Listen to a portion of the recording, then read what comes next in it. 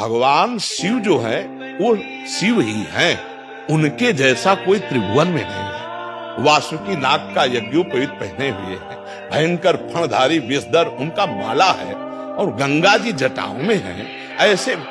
ऐसा परिवार देखा है? देखो, शिव जी का वाहन नंदी और भगवती का वाहन बबर शेर। 1 मिनट में नंदी को खा जाए, लेकिन दोनों चैन से रहते हैं, रहते। अच्छा, अब और आगे बढ़ो, कार्तिकेय जी का वाहन मयूर है। मयूर है ना, भगवान शंकर के गले में सांप, मोर सांप का बहुत बड़ा हार करता है। सांप का हार। गणेश जी का वाहन चूहा है ना, कहीं झगड़ा देखा?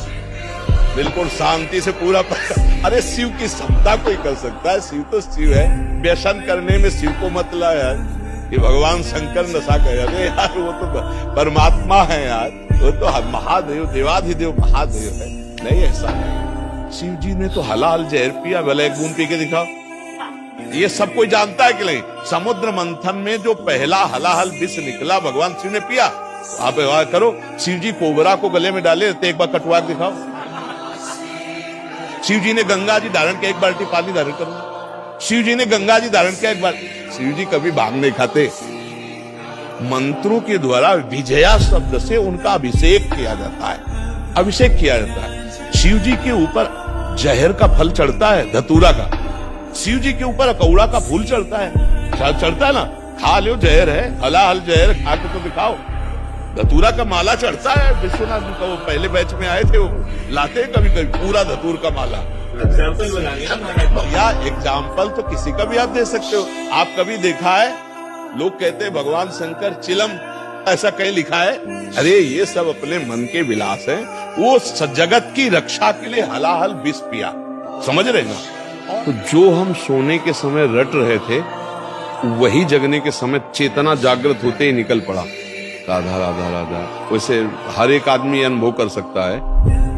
ऐसे ही हमने मूर्छा के समय भी देखा, जब हमारे डायलिसिस के लिए ऑपरेशन हुआ, ये उदर वाला, फिर छाती का यहाँ ऑपरेशन, फिर हाथ का, तो यहाँ वाले में हमें बेहोश किया गया। तो हमें जब बेहोश करने को था तो हमने उनसे कहा था कि आप बेहोश करने के कुछ मिनट पहले हमें सूचित कर दीजिए कि मैं आपको बेहोश कर रहा हूँ। तो उन्होंने बताया कि बाबा अब हम इंजेक्शन लगाने वाले हैं।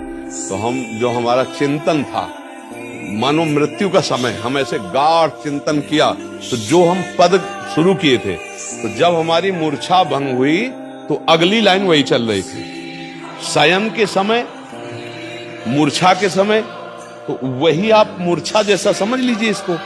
तो जिस समय आप राधा राधा चेतना में बोलकर आपकी चेतना शक्ति, स्मृति शक्ति लुप्त हुई, फिर जब जागृत हुई तो फिर राधा राधा आप बोल रहे हैं कि मुझे ग्लानि होती, तो वो पूरा समय आपका भजन ही माना जाएगा। अगर उस स्थिति में प्राण चले जाते हैं तो आपको भगवत प्राप्ति होगी। क्योंकि मूर्छा के पहले आपने राधा बोला था। मूर्छावस्था में आप असमर्थ हैं, ना सत बोल सकते ना असत, ना सत्क्रिया ना असत क्रिया।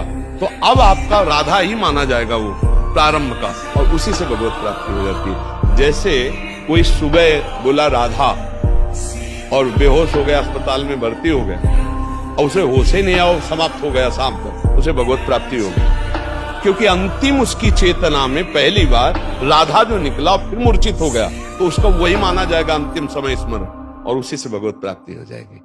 आप समझ पा रहे? जी।